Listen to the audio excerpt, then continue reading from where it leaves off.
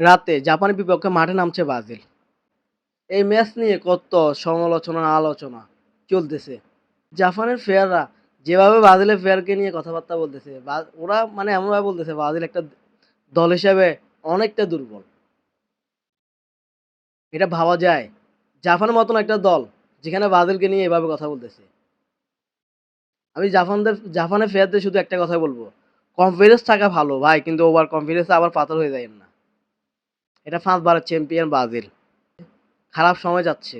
তার মানে এটা না যে জাপানের মতন দলের সাথে ব্রাজিল এত খারাপ করবে।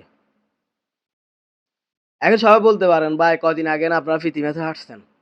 আরে ভাই ওটা একটা প্রীতি ম্যাচ। ওটা একটা প্রীতি ম্যাচ। আর এটাই তো ওয়ার্ল্ড কাপের নকআউট পর্ব। এখানে যে ফ্যাশা ধরে রাখতে পারবে সে ম্যাচটা জিতার অনেকটা সুযোগ বাড়ে যাবে। আসেন আজকে ম্যাচ নিয়ে কিছু কথা বলি। ব্রাজিলের দুর্বলতা, জাপানের দুর্বলতা বা ব্রাজিল একাদশটা কেমন হবে ওটা নিয়ে একটা কথা বলি। আবার সবার মনে একটা প্রশ্ন, আজকে নেইমার কি শুধু একাদশে থাকবে? তাদের উদ্দেশ্যে একটা কথা বলি, দেখেন ভাই, কোচ কার্লো আনচেলত্তি মোটামুটি ব্রাজিল দলটা একটা শেপে নিয়ে আসছে। এখন নকআউট পর্বে আসি, এই দলটা ভেঙে নেইমারকে অ্যাড করা কতটুক যুক্তি সেটা ভাই মাথা আসে না। সম্ভবত ওই একাদশটা নিয়ে জাপানের বিপক্ষে নামতে যাচ্ছে ব্রাজিল।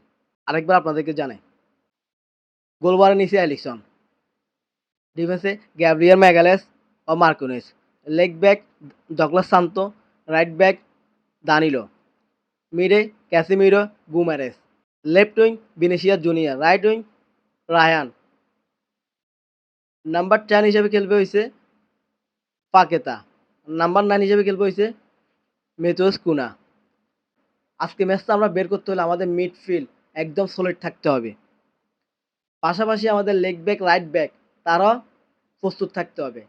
কারণ জাপান কাউন্টার অ্যাটাকে খুবই ভয়ানক। তারা হাই প্রেসিং ফুটবল খেলতে পছন্দ করে। তারা ১-২ টাচে প্রতিপক্ষের ডিফেন্সের ভিতরে চলে আসে। আজকে ব্রাজিলের জন্য ম্যাচটা কঠিন হতে যাচ্ছে। তো আশা করি ব্রাজিল প্লেয়াররা সবাই নিজ নিজ জায়গা থেকে সেরাটা দিয়ে এই ম্যাচটা বের করবে। তো ব্রাজিলের জন্য শুভকামনা রইল।